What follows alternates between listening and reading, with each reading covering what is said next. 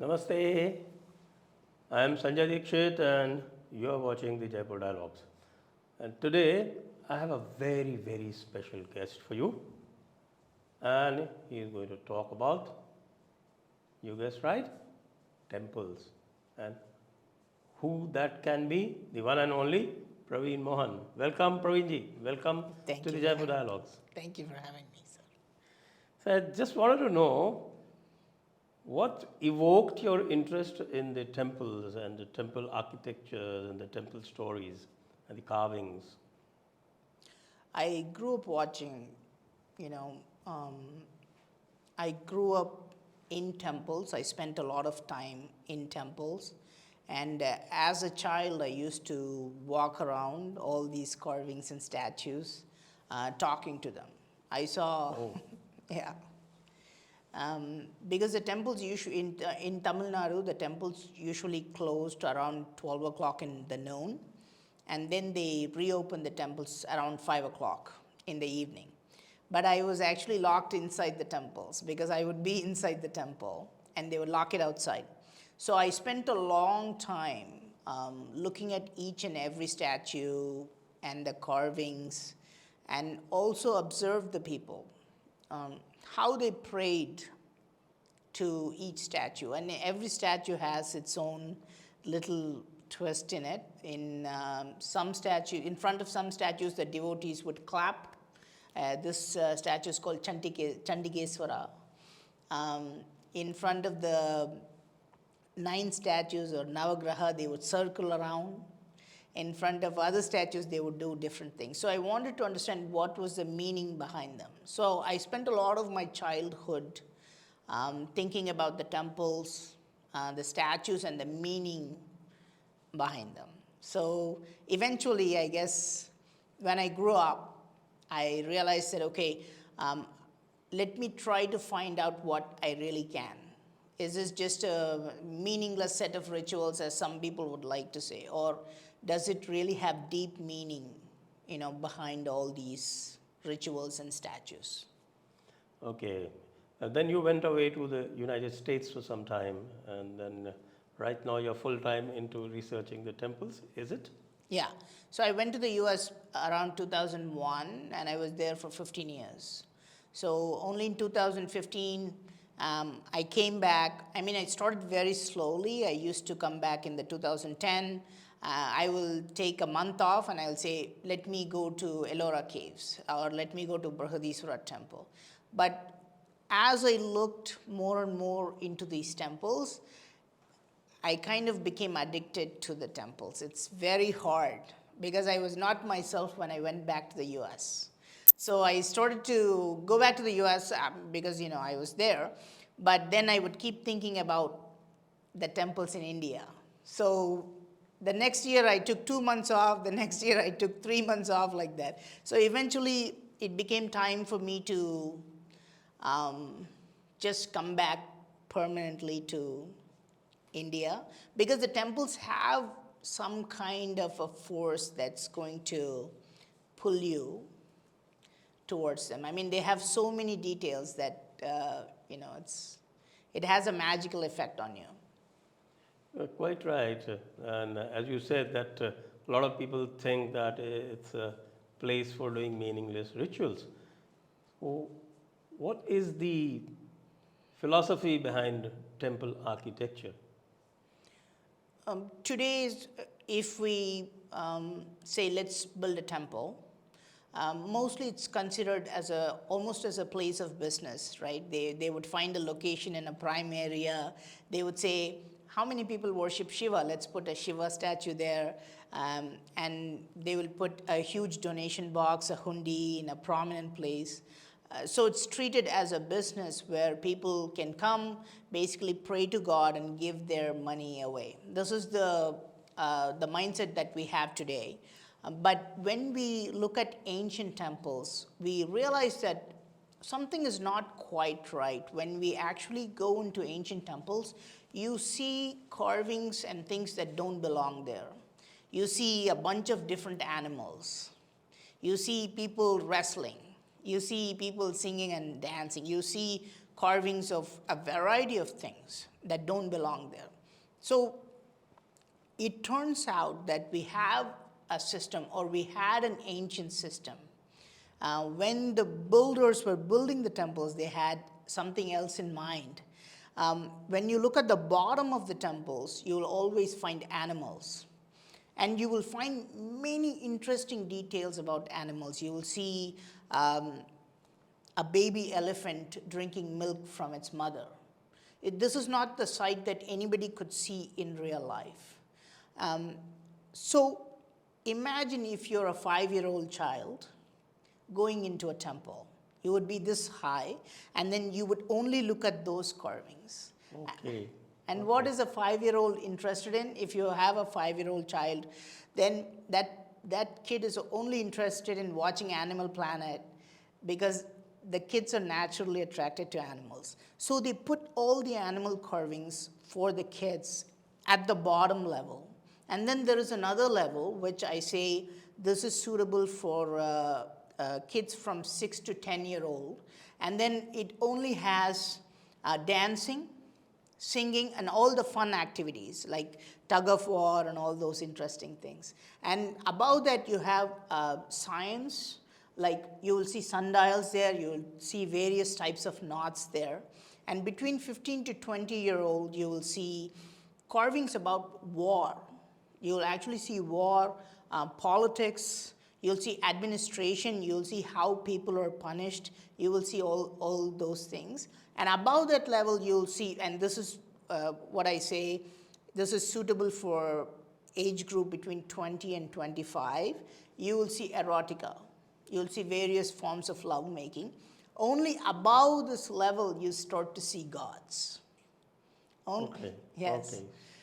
So that's a happy evolutionary kind of setup. Yeah. Yes, because you have to go through all those basic levels. When you're a child, you're only interested in all these animals, and then when you keep growing up, you have this natural process of, I'm interested in social things, I'm interested in dancing, and I'm interested in science. But only when you reach a certain level, then your mind becomes open to the gods. But the temples were not built just as a place of worship. They were built almost as a Wikipedia, or like a town museum, where you can learn about everything, where you can learn about all the animals. You will see amazing information about animals. You will see a goat, you'll see a monkey riding on a goat, like how a man rides on a horse.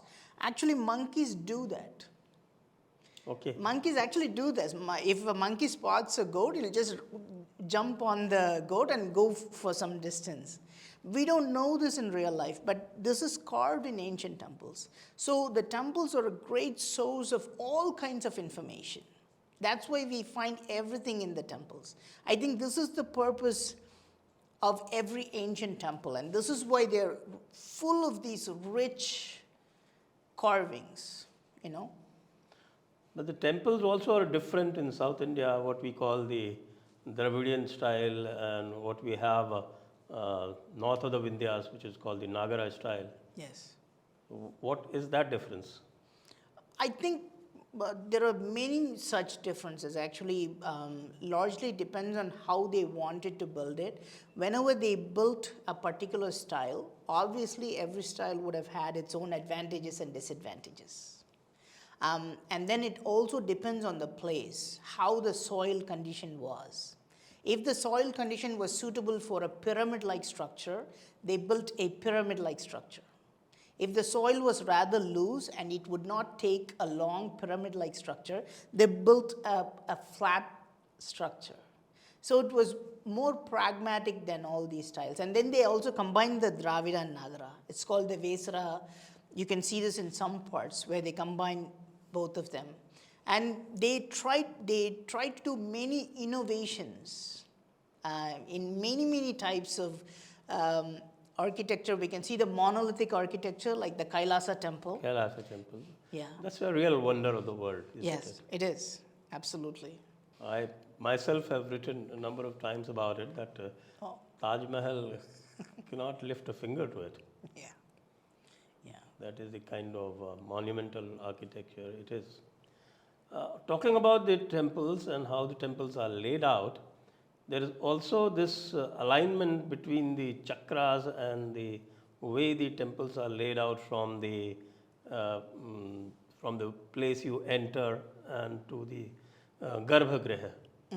So, have you seen this in most of the temples? You can, if you put a man in a lying position, and then if you put a temple or a temple's plan nearby, you can see that it also has 7 chakras or 7 mandaps. The temple is built similar to a human body. The human body is said to have 7 chakras.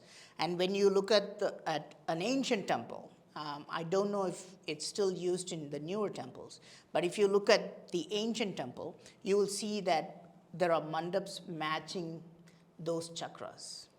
At this point, the way we have understood this is very primitive, I will say, because we don't understand many of the reasons behind the temple construction. In my opinion, I could be wrong, in my opinion, because what I would like to do is that I would like to take 100 people, right, and not tell them, and before they enter the temple, I would like to check their blood pressure. Okay. And I wouldn't tell them why. I would just tell them it's a regular medical checkup. I would just check their blood pressure and let them go to the temple and go into the garbhagriha. And as soon as they come out of the garbhagriha, I want to check their blood pressure again to see if it has an effect on them. And I would think there is a very good chance that the temples have a positive effect on the human mind and the body. And I think this is true even if you're not a devout person, even if you're a visitor coming from Australia, you're just a visitor to the temple. I think the temple was designed in a certain way that it will have a positive effect on your mind and body. I think it should work for atheists also, because there is something in that architecture they've done. I don't know if you noticed this, the carvings will only be found outside on the outer wall of the temple. But once we go into the, just before the garbhagriha, there is one more chamber. As soon as we go into the chamber, there is nothing. It's completely empty. It will be completely blank. And then inside, outside they will have a lot of metal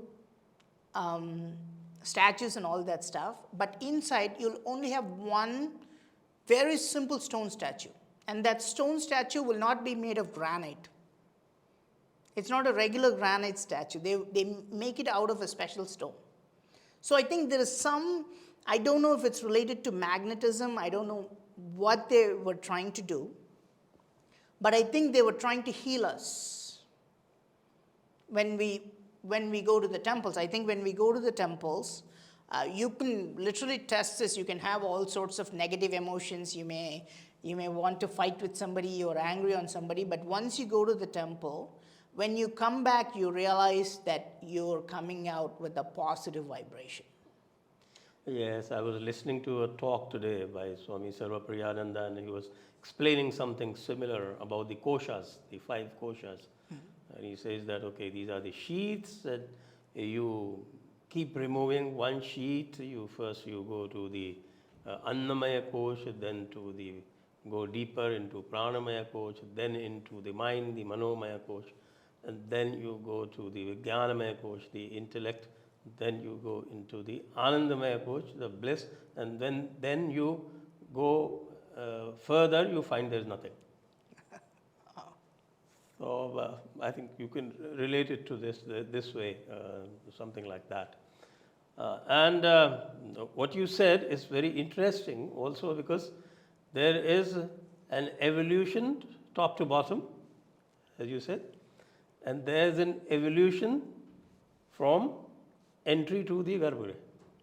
So both way it is an evolutionary cycle. That's wonderful.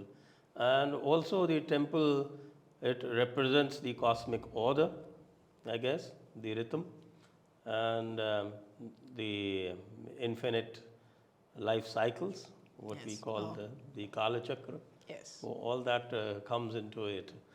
And of course, you've seen many such temples, but there are also some unique ones, which I think you've talked about, like the Qutub Minar. Oh, the That's, Qutub that's, Minar. that's not the typical temple which you can relate to a lying body or an evolution from animals to the gods. How do you look at Qutub Minar as a temple? It's a good. That's see. There are. This is a very. Where do you start about this question, right? How do you start with Qutub Minar? Because if you open the history books today, right, what do we read about Qutub Minar, right? Qutub Minar is the oldest Islamic structure in India. This is this is starting from the 6th grade history books all the way to PhD level books, But when right? you put a drone on top, you find something totally different. Yes, yes. So there are two parts of this question, right? One is the structures surrounding the Qutub Minar. When we go to the Qutub Minar complex, you see this tall tower, that is the Qutub Minar tower, and then there is a bunch of structures surrounding the Qutub Minar. There is no doubt that those structures are all Hindu structures, because when we go there, you would have to be blind to say that they're Islamic structures, because you can see Ganesha, you can see Rama. In my YouTube channel, I kind of show them step by step how they took these Hindu temples and they converted them into Islamic monuments just by putting a dome. And they were in a rush when they invaded. They did not care, like they were in a rush. They did not even deface all the carvings. You can still go and see the carvings of Ramayana in the Qutub Minar complex. So there is no doubt that that structure, the surrounding structure, is a Hindu complex. But the main structure, the Qutub Minar tower, this is the part that no historian or no archaeologist even wants to open this debate, because they've printed in all the books that Qutub Minar is not only a Muslim structure, it's the first Islamic structure in India. So if they open this for debate, then they have to reprint everything, right? But it has many problems actually, because if you look at the tower of Qutub Minar, you will see carvings of bells all over the Qutub Minar.